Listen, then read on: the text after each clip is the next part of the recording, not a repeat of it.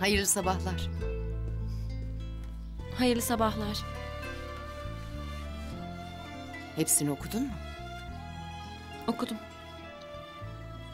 Hakikaten ne kadar da seviyormuşum Ahmet'i. Bunlara aşık bir gönülden başkası yazdıramaz insana. Ahmet haklı tabii. O kaldığı yerden devam ediyor. Her anımızı, bu mektupların her satırını hatırlıyor. Ama ben eski Dilruba değilim. Ne kadar da isterdim bunları yazarken hissettiklerimi şimdi de hissedebilmeyi. Biraz sabredin kızım. Birbirinizden çok şey bekliyorsunuz. Zaman her şeyin ilacı. Su akar, yolunu bulur elbet. Hatırlasam, yeniden sevsem Ahmet'i. Bunları düşününce yüreğim acıyor Şems-Nur Kalfa. Korkuyorum. Belki de hiçbir zaman hatırlayamayacağım. Bu masal böyle yarım kalacak belki de. Kaderde ne yazıldıysa o olur kızım. Hatırlasan da hatırlamasan da kendine yeni bir hayat kuracaksın. Hiç unutma. Her ne olursa olsun ben hep yanında olacağım. Kendini yalnız, kimsesiz hissetme sakın. Her şey düzelecek elbet. İyi ki varsınız. İyi ki yanımdasınız.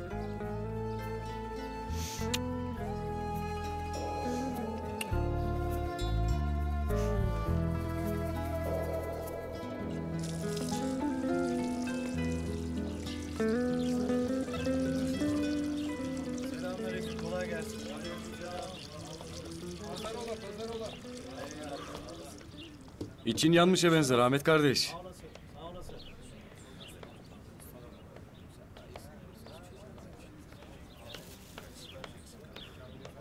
Öyle. Havalar sıcak. Bu sabaha kadar ben de aynıydım ama ferahladım artık. Suya lüzum kalmadı. Hayırdır? Anlı'nın bulunduğundan haberin yok mu? Anla bulundu mu? Tabii. Ferhat yolda yetişmiş konakta şimdi. Ne yalan söyleyeyim, tek başına gidecek diye çok korktum. Neticede gideceğinden bahsedip duruyordu. Sen de bana niye söylemedin diye öyle deyince suçlu hissettim kendimi. Zaten burnumuzun dibindeki abisini de bulamadık kıza. Ama çok şükür telafi oldu. Rahatladım ben de. Demek abi kardeş kavuştular birbirlerine. Haber verdiğin için sağ ol bilhassa. Mühim değil Ahmet, ne demek? Nihayetinde kız sana emanetti. Merak edersin diye düşündüm. Eyvallah. Hayırlı günler.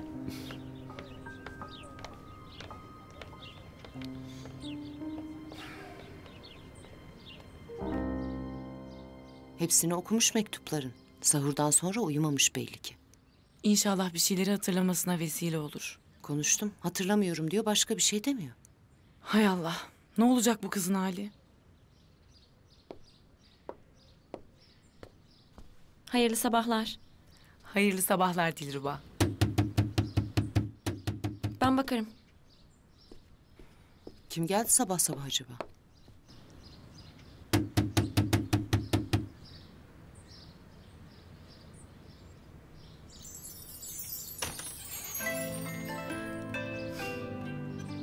Hayırlı sabahlar. Hayırlı sabahlar Ahmet.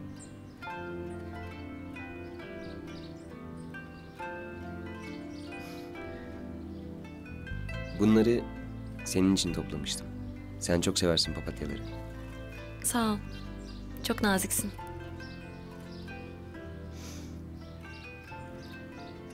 Vaktin varsa bahçede oturalım biraz. Sahurda çalıştım. Mutfağa öğleden sonra gideceğim. Buyur.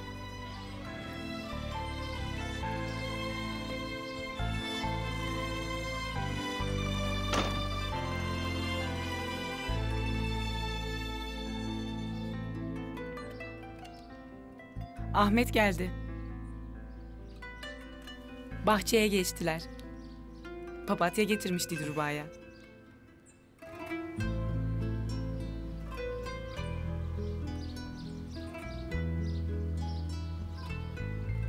Papatyanın nelere yaradığını sen anlatmıştın bana. Sade çiçek değildir. Her derde devadır bu demiştin. Bir kere de benim ellerim yara olmuştu. Papatyadan merhem yapmıştım. İyi gelmiş miydi? Senin ellerinin değdiği zehir olsa bana şifa olur Dilruba. Her şey gibi annemin öğrettiği o güzelim ilimde uçup gitti elimden. Bunları da hatırlamıyorum. Yeniden öğrenirsin.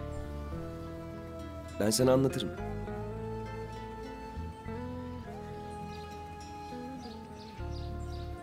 Hasan'a güzel bir havadis vereyim.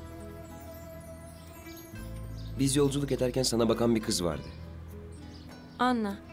Hani o gün kayboldu diye haberi gelmişti. Evet, Ferhat'ın kardeşiymiş. Gülşah o gün gelmişti. Öyle bir şeyler söyledi. Ama sonra telaşla kalktı gitti. Biz de anlamamıştık ne olduğunu. Peki biz birlikte yolculuk ettiysek Ferhat nasıl tanımadı kardeşini? Çok küçükken ayrılmışlar. Bir de ben Ferhat bizi yanına alsın diye Anna'nın kardeşim olduğunu söylemiştim. O da tahmin edemedi tabii. Anladım. Hay Allah. O kadar yakınlarmış ha. Ve birbirlerini bulamadılar. Bizim gibi. Evet. Bizim gibi. Ferhat Anna'nın peşinden gidip onu bulmuş. Konaktaymış şimdi. Ferhat kardeşine kavuştu demek. Ben konağa gideyim o zaman. Hem gözünüz aydın derim hem de onları görmüş olurum. Sermet'in evine mi gideceksin yani? Onlar mevzu bahis olduğunda ne kadar da heveslisin. Ahmet, o insanlar benim için mühim. Bana kucak açtılar. Hayatımı kurtardılar. Bu kadarcık da yapmayayım mı? Sevinçlerine ortak olmayayım mı yani? Olma. Ahmet Efendi'ye söyle 2 çuval daha nohut göndersin. Öncekilerin içinde böcek çıktı. Bir daha da böyle şey istemiyorum. Tamam, ben onu tembihledim ama. Selamun aleyküm efendiler. Aleykümselam. Selamun aleyküm. Bunca yıl Aleykümselam çalışıyoruz. Sermet. Çarşıda bir sürü toptancı var. Doğru Onlara söylüyorsun. gideriz. Hadi fırla onu. İş yetiştireceğiz. Hadi. Hülasa. Ha? Ne? Ne yapıyorsun sen ahmak herif? Ne yaptım ya? Malın hilesi var mı diye bakıyordum. Onu demiyorum aklı evvel. Bu bıçakla ne yapıyorsun ha?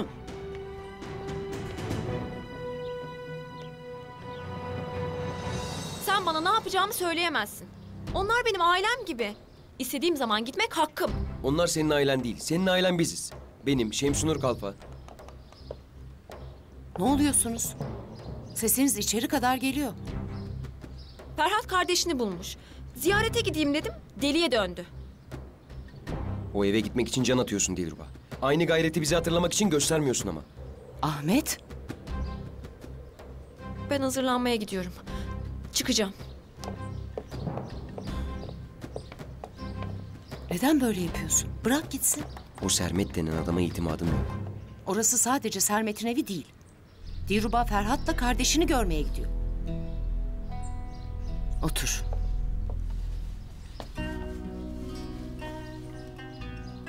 Çok üstüne gidiyorsun. Gayret ediyor. Sabaha kadar mektupları okumuş. O gayret ederken senin bu fevri tavrın Dilruba'yı senden uzaklaştırır, onlara yaklaştırır. Böyle yapma. Aksine destek ol. Onu ancak böyle kazanabilirsin yeniden.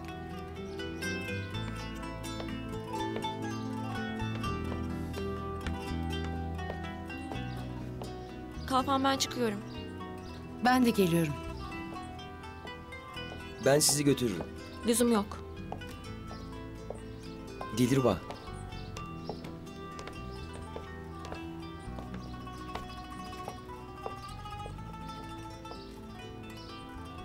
Kusura bakma. Ben birden öfkelendim.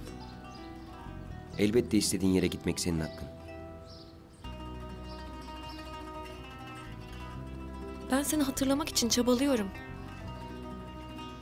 Biliyorum.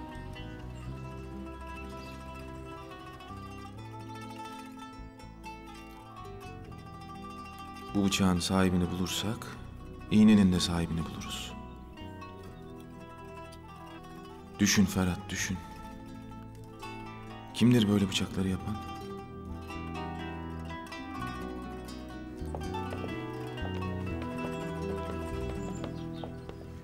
Sağ ol Ahmet. Buraya kadar zahmet ettin. Önemli değil.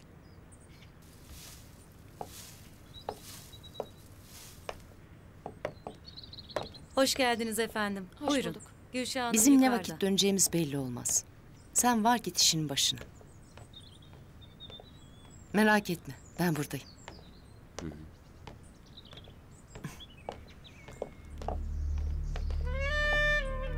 Hoş geldiniz.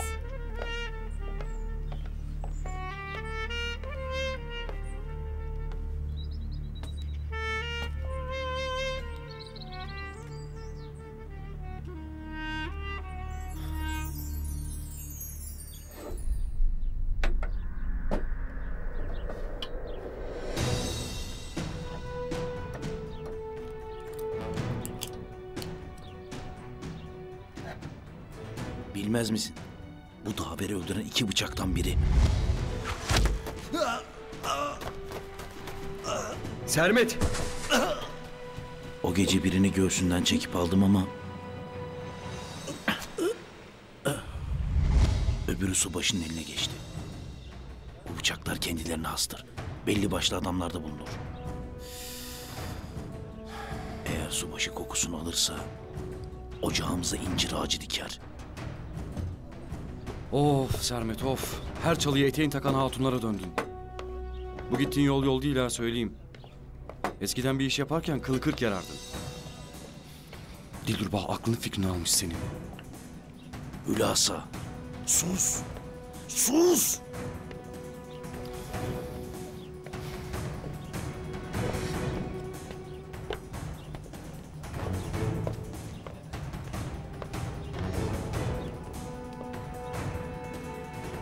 Hoş geldiniz. Buyurun. Hoş bulduk. Hoş bulduk.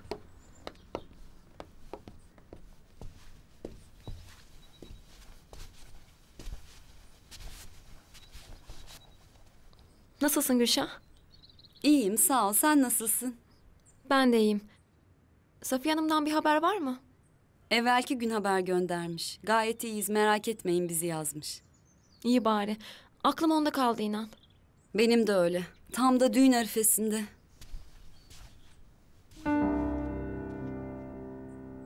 Nilüfer,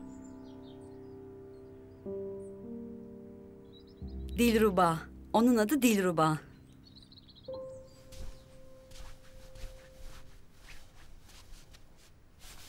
hoş geldiniz. Hoş bulduk. Hoş geldin Dilruba.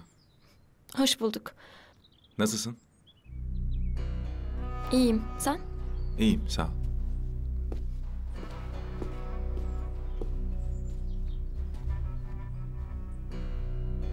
Hoş geldiniz. Gel Anna.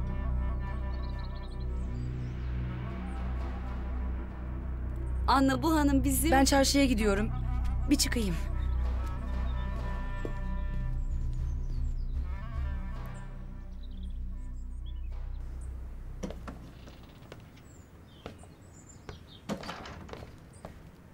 Anla.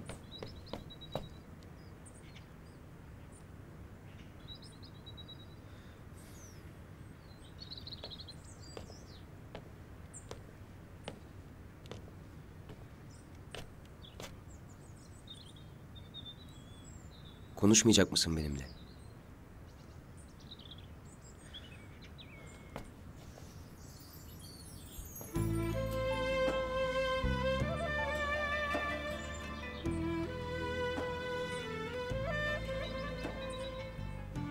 Nasılsın Ahmet?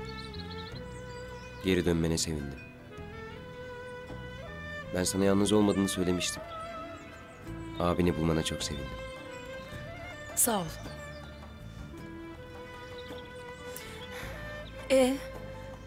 Sen nasılsın? Dilruba. Yani onunla kavuştunuz artık. Kavuştuk. Bir şeyler hatırladı mı? Yani ikiniz hakkında. Umarım hatırlar Ahmet. İnşallah Anna. Müsaadenizle hemen geliyorum. Buyurun. Sağ olsun Gülşah, çok sahipleniyor Anna'yı.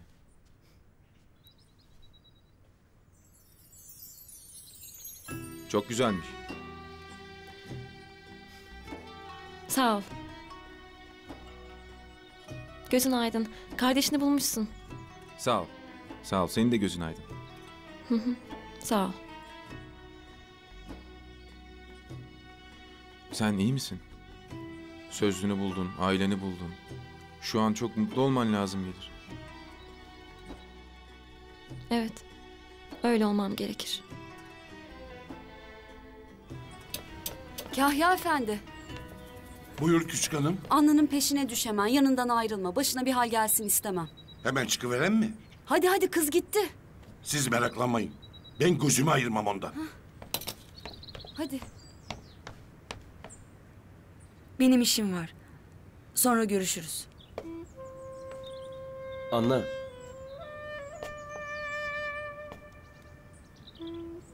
Evde kimler var? Ferhat, Gülşah. Bir de sizinkiler işte. Sermet. Sermet yok. Çarşıya gitti. Sağ ol. O vakit ben de mutfağa gideyim. İyi git. Bana niye söylüyorsun ki?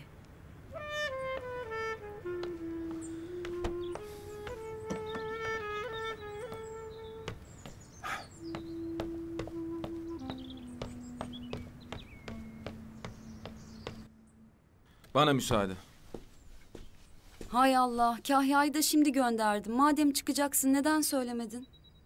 Benim Kahya'yla bir işim yok ki Gülşah. Ayağın daha iyileşmedi. Seni arabayla götürürdü gideceğin yere. Lüzum yok. Ben yürürüm, sağ ol. Hayırlı günler. Hayırlı günler.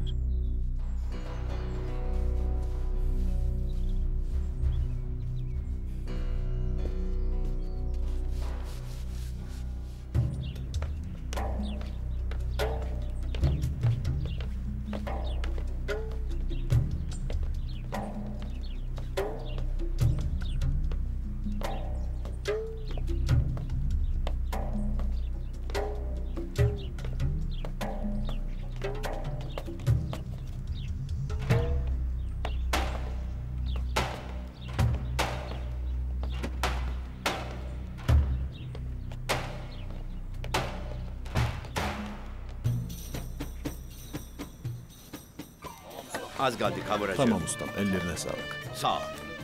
Mehmet, işin bitince ustaya yardım et. Tamam usta. Kolay gelsin. Sağ olasın usta.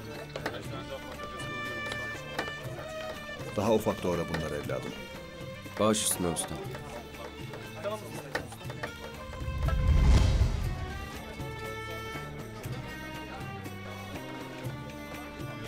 Kolay gelsin. Sağ ol usta. Biraz daha ufak doğra evladım.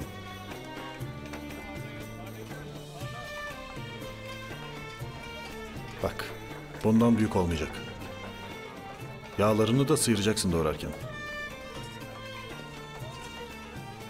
Ustam, Söyle. geçen gün bir misafirin gelmişti Bursa'dan. Evet. Nurullah ustam söyledi. Sen de Bursalıymışsın. Biz de Bursalıyız. Yani annem Bursalı. Bir şey yok ya ustam. Buyur ustam. Buna sar yaranı.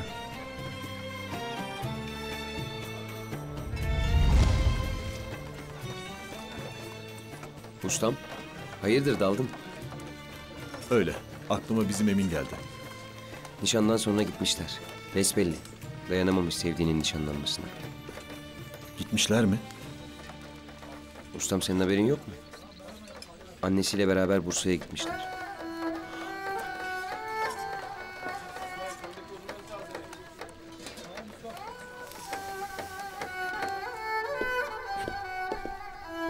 Yine gelin, tamam mı? Tamam. Siz de Safiye Hanım'a selamlarımı iletin. Olur, iletiriz.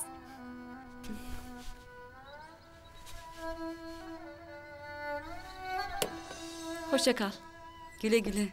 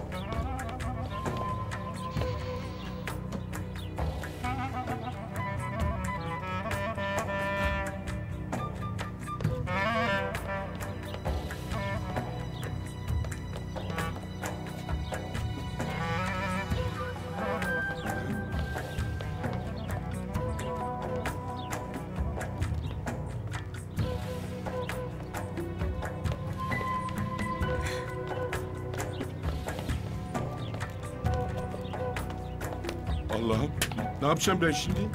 Nerede bu kız? Allah!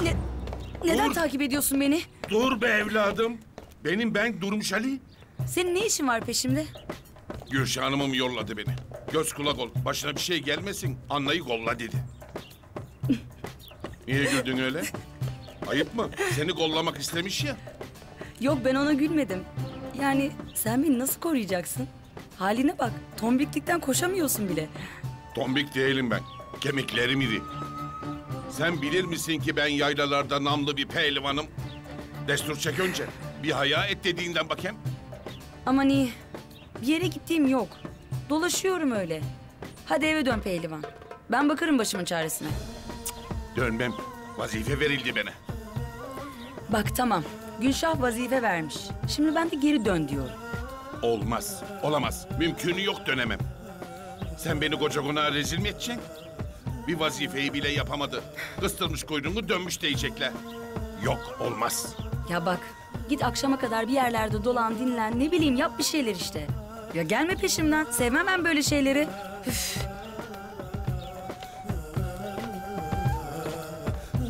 Koş pehlivan, gözden kaybetme.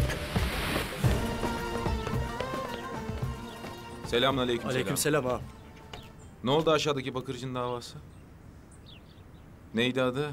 Adil. Ha, Kadı hükmünü verdi. Şikayetçilerle birlikte gelirler biraz sonra. teşhir cezası verdiler. Evet ağam. Tamam. Tamam. Ha.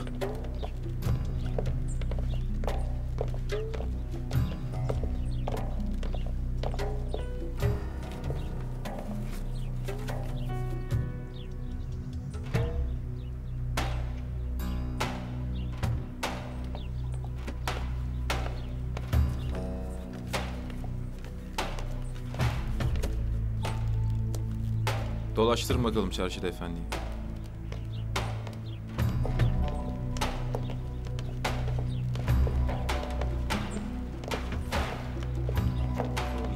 Hayırlı uğurlu olsun kardeş. Çarşımıza hoş geldin. Sağ ol. Recep Efendi gitti diye üzüldük doğrusu. Yahu gittiyse kötüye mi gitti? Koca dükkan açmış diyorlar Üsküdar çarşıya. Kerem artık Üsküdar'ı birbirine katacak desenize. Çarşımız güzeldir. Küçüktür ama temizdir. Esnafı da çok iyidir. Allah razı olsun. Hepiniz öylesiniz. İhsan Efendi de sağ olsun çok yardımcı oldu. Recep Efendi ile görüştürdü beni. Çok uygun bir ücrete devraldım. İnşallah uzun yıllar burada bir arada oluruz. İnşallah. Aziz, subaşı aşağıdaki bakırcıyı kadıya havale etmiş diye duydum. Vallahi haberim yok Selman. Dükkanı elinden gitmezse dua etsin o hilebaz. Böyleleri yüzünden ahalinin itimadı sarsılıyor. Yok. Öyle deme yine de. Eğer suçlu bulunduysa da cahillikten saymak gerekir. Ya Aziz, peşin tokat veresi iltifattan iyidir. Bu dediğin kayırmak olmuyor. Allah muhafaza bir esnaf iyiliği adet haline getirirse vay çarşının haline. Doğrudur. Geliyorlar. Ne olmuş bir bakalım. Hadi bakalım.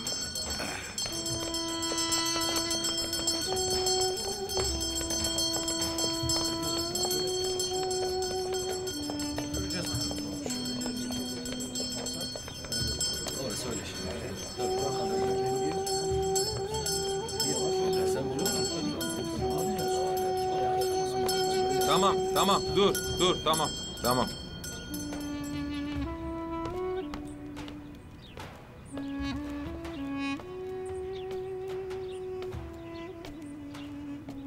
Ey ahali, çarşı esnafı. Bu yanımızda gördüğünüz kişi aşağı çarşıda bakır işiyle uğraşan Kemaloğlu Adil Kulu'dur. Hakkında hileli iş yapmaktan şikayet arz olundu. İş su başından kadıya intikal etti. Suali soruldu, cezası kesildi. Hakkıyla muamele edildiği biline. Malumdur ki işine hile karıştıran esnafın cezası dükkanının kapatılmasıdır. Ancak Adil'in daha evvel böyle bir suçtan kaydı bulunmadığı için aldığı ceza 3 kademeyle şöyle mustahak görüldü.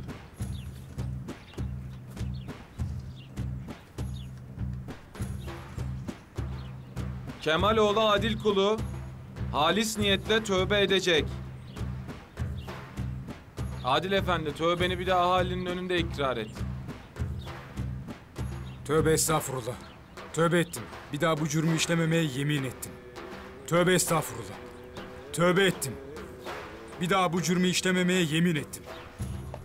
Tövbe estağfurullah. Tövbe ettim. Bir daha bu cürmü işlememeye yemin ettim. Ahali şahit misiniz? Şahidiz. Adil'in dükkanı Ramazan-ı Şerif'in sonuna kadar kapatılmıştır. Rızkı bakır ustası Aziz Efendi'nin kapısındadır. Bayrama kadar ona çıraklık edecek. Mağdur olanların kabı gacağının ücreti de Adil tarafından karşılanacak.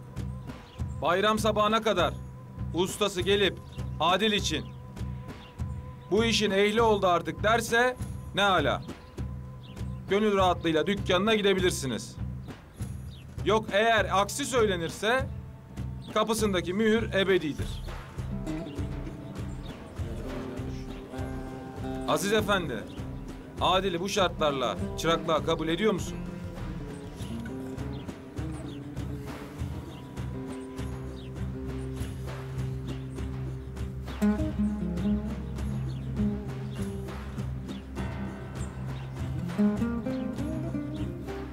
Ediyorum. O halde Adil'e isminin manasını öğretmek bu vakitten sonra sana düşer. Estağfurullah. Öp ustanın elini. Dur. Yapma.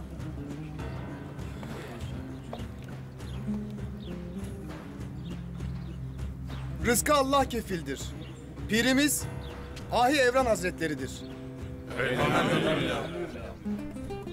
Yolumuz sırat-ı müstakim, İşimiz haktır. Hakikattir. Haram lokmanın hesabı verilmez. Ruzi mahşerde gölgemiz, Allah için akıttığımız alın teridir. Ben de Adil kardeşimi misafirim olarak aldım, kabul ettim. Hadi o zaman Allah mübarek etsin. Allah utandırmasın. Allah utandırmasın. Eyvallah, Allah razı olsun. Allah mübarek etsin. Hadi biz de dükkanımıza gidelim. İşler Hadi bizi gel bekler. bakalım Adil kardeş. Hadi.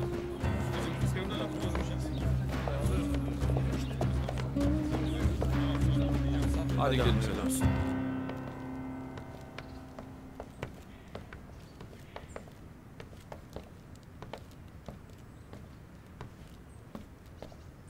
Kuş evi derler onlara. Ay ödümü patlattın. Sen gitmedin mi? Neden gideceğimişim? Vazifem seni gözetmek. Hiç duymadım böyle bir şey. Kuşa ev mi yapılırmış? Yapılır ya. Evlerde de var bunlardan. Bahçeye yaparsın. Pencerenin bir köşeciğine yaparsın. Gelir yerleşir kuşlar. Bizim oralarda kuşlar pek mühim değildir. Burası İstanbul güzel kızım. Burada canı olan her şeyin kıymeti vardır. Burada kuşların vakfı bile var. Bilin mi sen? Vakıf mı? Vakıf ya. Göçmen Kuşlar Vakfı var. Göçmen kuşların gideceği yolu gözlemekle vazifeli insanlığa var. Hani olur da biri düşer yaralanır diye alırlar onları götürürler, bakımını yaparlar. Uçabilecek oldu mu da salarlar gider. Ya, yalnız insanı değil, Allah'ın yarattığı her canı korumak, kollamak Müslümanın vazifesidir.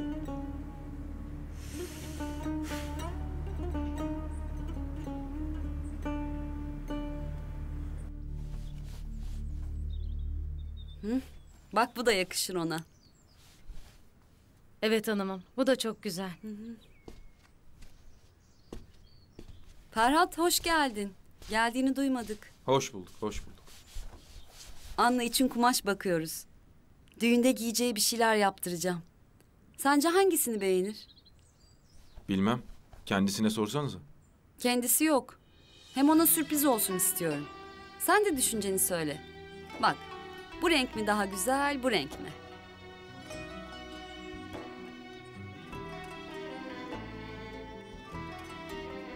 Ferhat, duymuyor musun beni? Ha? Dalmışım. Bak şimdi bunun rengi çok güzel. Ama bu kumaş da onun üzerinde güzel durur. Karar veremedim. Sahi Anna nerede? Ezan vakti oldu. Ben şuna bir bakayım.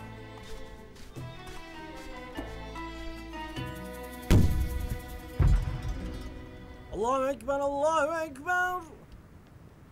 Allahu Ekber, Allah. Allah'ım, senin rızan için oruç tuttum. Sana iman ettim. Sana sığındım. Ve senin verdiğin rızıkla orucumu açtım. Ramazan ayının yarınki günü de oruç tutmaya niyet ettim. Hadi Allah kabul etsin.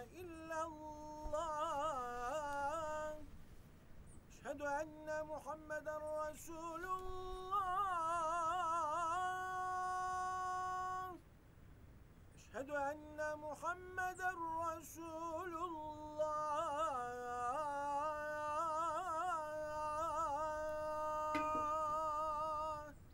Hayy ale's-salâh. Hayy ale's-salâh.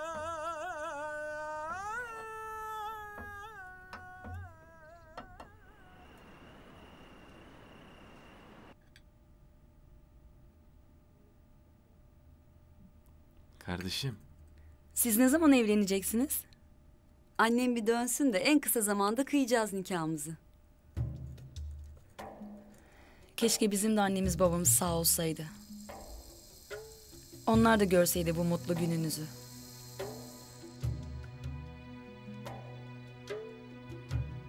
Takdir ilahi. Onların kaderi buymuş Anna.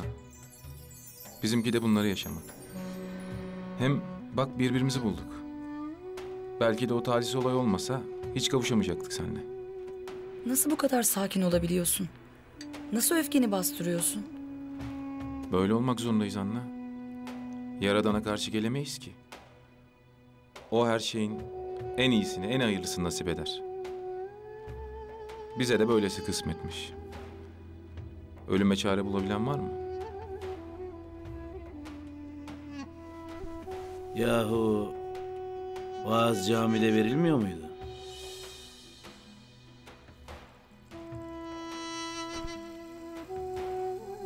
Bismillahirrahmanirrahim.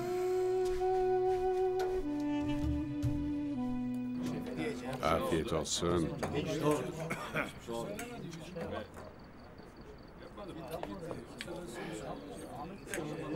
Allah razı olsun.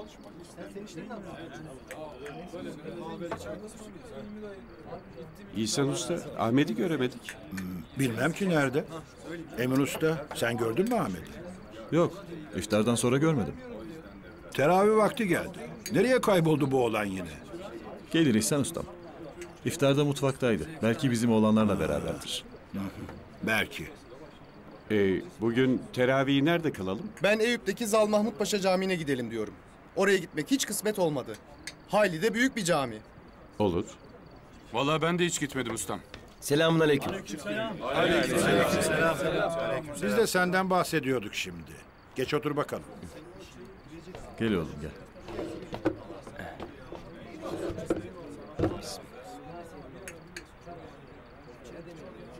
Kardeşler. Ne yalan söyleyeyim, benim ayaklarım Zal Mahmut Paşa Camii'ne gitmek istemez. Niye ki usta? Sebepsiz değil elbet. Niyesini anlatayım. Bilirsiniz, ben Bursa'da büyüdüm. Şehzade Mustafa'nın kabri hemen üst sokağımızdaydı. Babam nerede bir zulüm görse, Şehzade Mustafa'nın ruhu şad olsun diye dua ederdi. Babama dedesi anlatmış. Mustafa Bursa'ya defnedilirken halk ağlamaktan bitap düşmüş. Öyle ağır gelmiş insanlara. Çünkü ölümü haksız bir ölümmüş. Şehzade Mustafa ki düşmana baktığında kalbi durur, dosta güldüğünde çare olurmuş. Öyle mert bir yiğitmiş. Kardeşler, zulüm ile abad olanın ahiri berbat olur derler. Şeytanın 1000 türlü oku vardır. Hepsi de fitneye çıkar. Mahidevran Hatun şu cihana bir yiğit doğurmuş. Gelin görün ki yiğidin vadesi daha doğarken dolmuş. Şehzade Mustafa Sultan Süleyman'ın en büyük oğluydu. Hünkârı olmaya en yakın ve en layık varis de oydu. Sultanın diğer bütün evlatları Şehzade Mehmet, Cihangir, Beyazıt, Selim hep Hürrem Hatun'dandı. Kadere bakın ki Hürrem Hatun koca dünyaya sığdıramadı Mustafa gibi bir yiğidi. Belki korktu, hünkâr olursa oğullarıma kıyar diye. Belki de kalbinde korkudan hiç eser yoktu. En doğrusunu Allah bilir. Ama şu var ki damadı Rüstem'le bir olup Mustafa'yı Sultan Süleyman'ın gözünden düşürmeyi bildiler. Şehzade Mustafa Yeniçerinin karşısına çıkınca asker canını verecek gibi olur.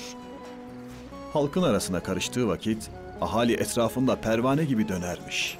Kardeşleriyle buluşunca o Şehzade Cihangir, Mehmet eriyip giderlermiş. Öyle severlermiş birbirlerini. Sultan Yavuz Selim'i gören büyükler, Şehzade Mustafa'nın dedesi Yavuz Sultan Selim'e ne kadar çok benzediğini söylerlermiş. Mustafa'nın başında kara bulutların dönmesi, Şehzade Mehmet'in ölümüyle başlamış aslında.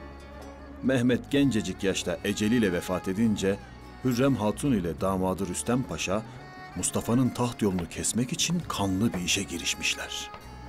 Güya Mustafa dermiş ki, babam ihtiyarladı, gazaya dahi çıkamaz oldu. Taht gayrı bana yaraşır. Süleyman Han ilk vakitler bu dedikoduya kulak tıkamış. Mustafa öyle iş yapmaz demiş. Kardeşler, yiğidin bir hesabı olurmuş. Ama yiğit üzerinde 9 oyun kurulurmuş. Vakit geçmiş. Oyunlar içinde sıra Şehzade Mustafa'nın mührünü çalmaya gelmiş. O mührü çalan eller Mustafa'nın ağzından İran Şahı'na mektuplar düzmüş. Şah'ın cevaplarını da mektuplarla birlikte hünkâra yetiştirmişler. Hünkârım, bu Mustafa'nın niyeti niyet değil demişler. Daha ne kadar bekleyeceksin? Haine cezasını vermeyecek misin demişler. Süleyman Han ne vakit oğluna baksa babasını görürmüş zaten ya. Dedesi Beyazıt Han gibi tahttan oğlunun eliyle indirilme fikri ağrına gitmiş. Emir buyurmuş. Tez İran üstüne ordu hazırlansın. Mustafa da adamlarıyla Konya'da buyruğuma katılsın. Gitmeseydi ustam. Şehzade Mustafa'yı çok ikaz etmişler. Hünkârın kanına girdiler. Size iftira atıp aklını çeldiler. Gelin gitmeyin Konya'ya. O Şehzade Mustafa ki mert. Babası için canını verecek. Üzerine bembeyaz bir elbise giymiş. Allah bu canı bana babam eliyle verdi. Alacaksa varsın babam eliyle alsın. Bizde baba buyruğuna karşı gelecek göz mü gördünüz? Mustafa'yı kimseler ikna edememiş. Adamlarını aldığı gibi Konya'ya varmış. Şehzadenin geldiğini gören devlet erkanı ziyaretine koşmuş hemen. Rüstem Paşa hariç hiçbirinin olacaklardan haberi yokmuş. Şehzade Mustafa ecelin yanı başında bir gece konaklamış. O gece çadırına bir ok saplanmış. Okun ucunda baban sana kıyacak, çadıra gitme diye yazarmış. Mustafa o babamdır diyerek bunu da kulak ardı etmiş. Hünkârın elini öpme vakti gelince dem bu demdir diyerek çadıra yürümüş.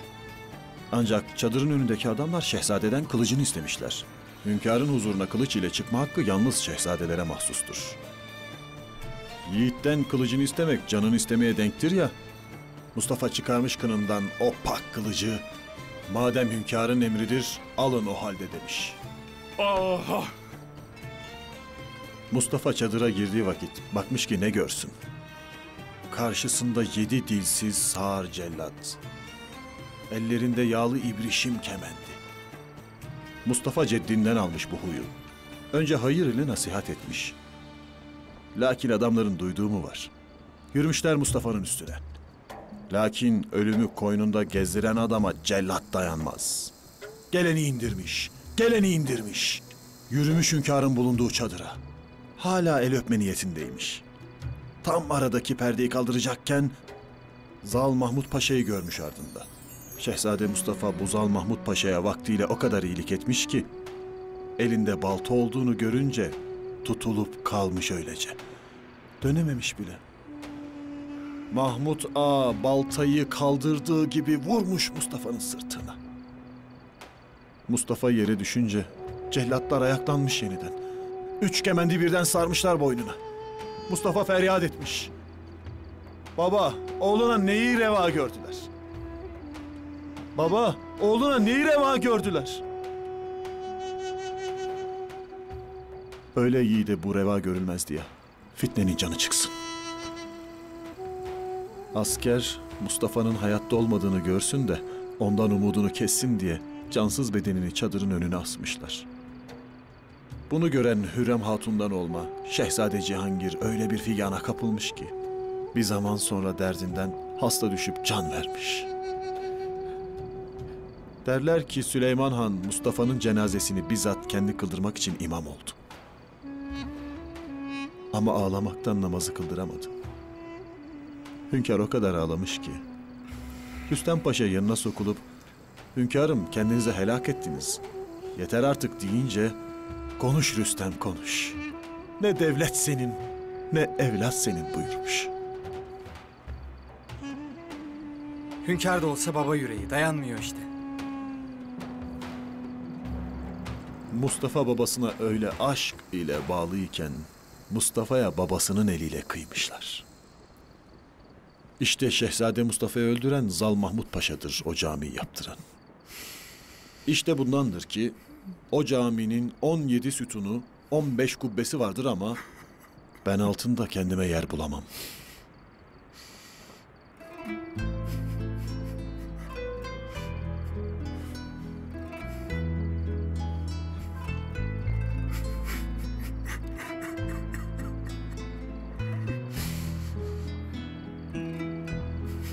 İnsan bir ömrün hakkını vermek varken niye gidip zulme yar olur?